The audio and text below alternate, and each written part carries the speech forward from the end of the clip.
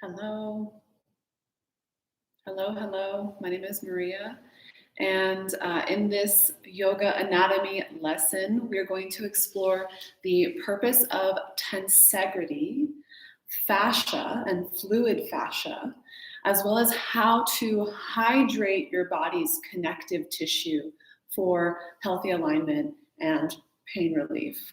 I hear from a lot of people, as well as I experience this myself, pain and compression and stiffness and tension, particularly along our spinal column as well as in our hips. And even if you're working with shoulder tension or things in your knees and ankles, even up into your head, we really can work with fascia. Now, the most common approach to working with fascia is a manipulative approach. So this is a massage approach. This is actually applying externalized pressure to the fascia, be that through, deep tissue massage or using, massage balls, rollers, things like this. This is the most common kind of way of working with fascia. And what I've found is that's really effective. And there's kind of an internal capacity for us to rehydrate our connective tissue and the perception organ, the proprioceptive organ as well, of fascia from more of a internalized approach. It's a little bit more gentle. It helps build whole body awareness, and it gives you a way to explore hydrating your system without putting more pressure on it. Yeah. So first, we'll define fascia. Fascia is an organ of perception that helps with proprioception, our ability to locate and feel where our body is located in space. Very important for balance, for moving safely, for awareness. So this organ of perception, we can think of it like a balloon, and it's this fluid connective tissue that, like a balloon, kind of holds our body together. So we have our bones, we have our muscles and tendons and ligaments, we have our organs, and around all of that, and just beneath the layer of our skin, we have a fine layer of fascia that kind of holds everything together. And this is where the model of tensegrity comes into play in terms of yoga anatomy. Tensegrity means that we find integrity within a system. Integrity meaning wholeness, alignment, function, circulation.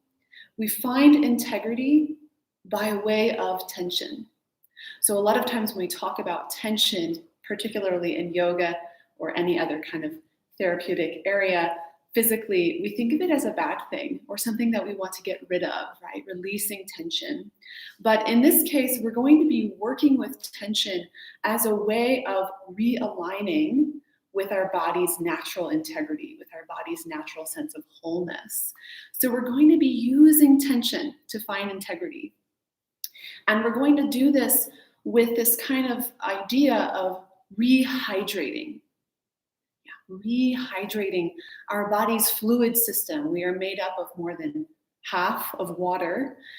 And so we kind of explore how water moves and the fluid, all of the fluid systems in our body that support fluid movement and fluid being. And when we do this, what we find is a new kind of spaciousness in the body and a new kind of working together. Like all of the parts are working together to support one another. So it's a very integrative approach to movement. We're not going directly into one area and isolating it.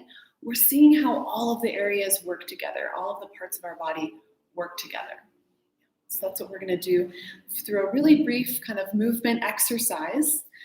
And when you're doing this, I invite you to just be really mindful, asking and contemplating, what do I feel? And what do I not feel?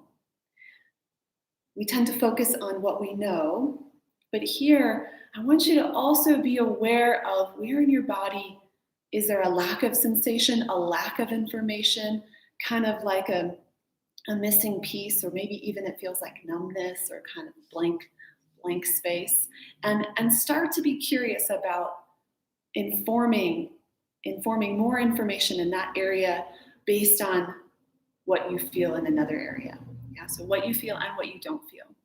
Okay, so the first thing that we're going to do to hydrate our body's connective tissue is we're going to stand up and we're going to work with panticulation. This is a fancy word for stretching, and stretching in a very articulated way. So coming into standing, you can bring your feet below your hips. And we're going to drop our head over to one side. And what you can imagine, so if my head's dropping over to my right, I'm going to imagine as though there's a small child pulling my right hand down to the ground. And I'm just going to let this pulling sensation happen. Yeah. So the question here, we'll pause here, keep your breath flowing. The question here is, as this small child pulls my right hand down and as my right ear follows, how do my feet know what's happening? How do my feet know when to shift the weight into my left foot? And maybe you feel that you're holding your weight in your right foot. Why can we shift the weight into the left foot? And why might that be a natural response? But if it doesn't feel natural, shift weight to the right foot and see how that feels. Now, what you might start to feel is a stretch moving through left side of your neck and down maybe into this left side body. I tend to feel more of a stretch in my left side body when the weight is in my right foot. So here, weight shifted onto the same side that I'm being pulled creates more tension, which supports tensegrity, which allows me to feel the stretch on the opposite side. But if I shift the weight into my left foot and I keep pulling, then I feel the stretch more up here. Go ahead and come back to center. Take a few breaths.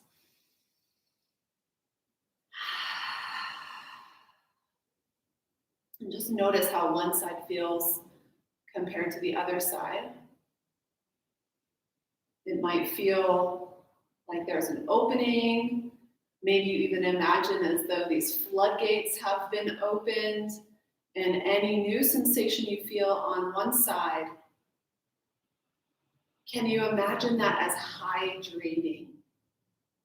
Hydrating your fascia, all the connective tissue, kind of allowing for circulation to flow. Okay, we're going to go over to the same side.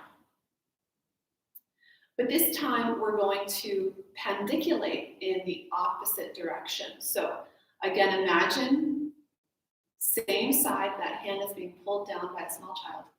Yeah, but I'm going to be resisting with my head. So my head goes into the opposite direction. Small child pulling my hand down. So I'm letting my arm be pulled. You can even take your opposite hand and kind of pull your upper arm bone down. And what I'm feeling here is a stretch on this side of my neck and a contraction. So actively I'm having to contract the opposite side of my neck. And in order to create more of that stretch and awareness, I'm shifting my weight into my left side here. But what happens if I shift my weight into my right side? What has to happen is I have to bend my knee really, because if I lock my knee out, then, well, I can try that. I lock my knee out, I send the hips back. Ooh, now I can start to feel that stretch in the front of my neck. I'm still breathing. Coming back to center. So we can panticulate in a way that flows with, flowing with the pull, the natural pull. Or we can panticulate in a way that creates resistance, right? And which might create new awareness.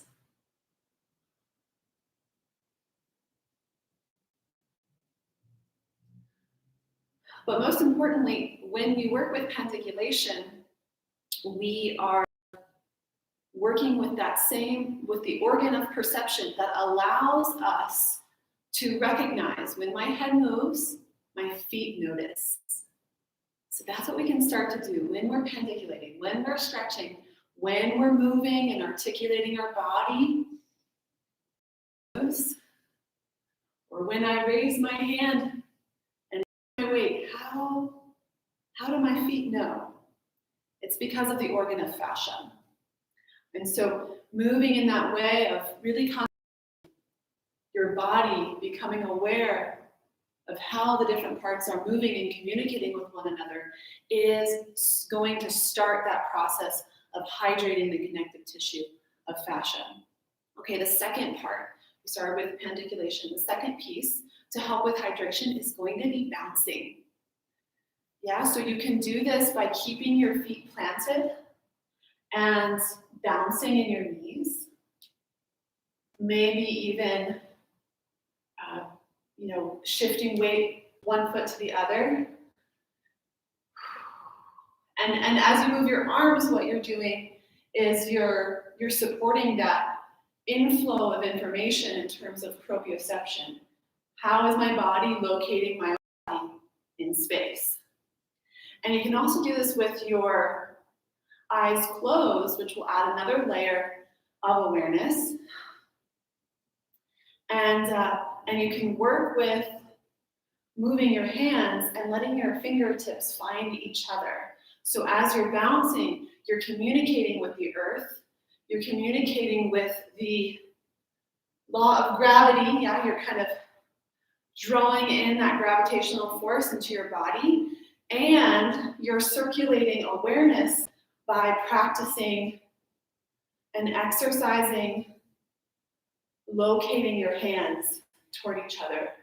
And you can slow this down, so you can bounce a few times, pause, eyes closed, bringing the hands to touch. And I brought my hands, and my hands didn't quite meet. So I know that there's a little bit of dissonance happening, yeah? And the bouncing actually helps to create a little bit of dissonance so that we can then find harmony and find balance. And so that's an exercise you can work with. Also, picking it up, which will create a little bit of impact. So you want to make sure that your joints are strong enough for some impact exercise. But a jump, landing, or light bouncing, maybe turning in space, and practicing hopping in 45 degrees, and then going in the opposite direction. Yeah. Okay, so we've got 1, panticulation, stretching, articulating the stretch. 2, bouncing, which, as you can see, supports us in landing and locating. And you can do that in a really gentle way, slow practice, or you can speed it up if you're comfortable with it. A little out of breath. Okay, so the third piece I want to share with you is called proximal joint initiation. Proximal is the name of a joint that is located closer to the midline. Distal, like distance, is the name of a joint located at a further distance from the midline. Yeah, so the shoulder joint is a proximal joint. The wrist is a distal joint because the wrist is more of a distance away from midline. And the shoulder is in closer proximity to midline. So in working with fascia, a lot of times our focus might be hands and feet, right? When we have poor circulation, maybe our hands and feet get cold. Poor circulation often kind of comes from a dryness in our tissue. So the way that we work with that is not by warming the hands, which obviously it's going to directly solve the problem, or wearing socks. Warming the feet is going to just directly solve the problem of, poor circulation. But how do we work with it at kind of a more fundamental level? And that's going to be through proximal joint initiation, which is going to be a process of rehydrating the tissue from the central pathways. And you can think of your hands and your feet like minor tributaries, right? Or runoff streams of a major river system, right? If there are smaller rivers or smaller streams or creeks coming off of the major river, and those are blocked, those are dammed, then it will stop the flow out into the smaller or minor tributaries or creek systems. And so what we want to do is we can't really work with that. I mean, we can, but the problem is actually up where the energy or the fluid system is dammed. So we have to destroy the dams. We got to break up whatever stagnation is happening closer to the source, which would be the spinal column, the central nervous system. So we can do this through proximal joint initiation. This means that we're initiating our movement of our extremities from a more proximal joint. So we're going to work with moving the arm here, but being aware of how the shoulder is creating the movement of the arm. I can lift my hand, and it's coming from the hand, right? My mind says lift hand, and I lift my hand. But I've forgotten about my shoulder. So can I lift my hand from my shoulder? And you can really exaggerate it here by lifting the shoulder, pulling the shoulder back to lift the elbow, rooting the upper arm bone into the shoulder and back to then lift the hand. And then how do I lower the hand? I'm really exaggerating here, but we're using the panticulation with proximal joint initiation. So lifting the shoulder to lift the hand. And then being mindful of the shoulder as I lower the hand, yeah? And we can do the same thing with our hips and walking, right? So I can be mindful of my weight shifting into my opposite foot, but not locking the knee out, right? So if I take a step with the back knee locked out, then the weight is still aimed in the foot. So the knees are bent, which opens up circulation, opens up communication into the pelvis. I can have my hands on my hips. And as I pick up my right foot to step forward, I'm feeling my hip create the movement, so I can exaggerate it. And then as I step forward, my back knee is bent, and it's my pelvis that shifts the weight forward. And I can take really wide steps here. Also thinking about turning your feet. So if I take a wide step, my hip is rotating to turn the foot. Yeah? Otherwise, I would do that from the foot. This is foot initiation, distal joint initiation. This is proximal joint initiation. Yeah. And I'm really feeling my glute medius turn on here. And that means that it's coming from the hips, yeah? Okay, panticulation, bouncing, proximal joint initiation. These are 3 ways to hydrate your body's connective tissue and to start to understand tensegrity, to start to understand how we use tension to support our whole body finding integrity, which will help relieve pain, which will help us to feel more in balance, us to feel more in power when we are moving and walking. And for me, it also awakens a deeper sense of enjoyment in my body. So thanks so much for listening.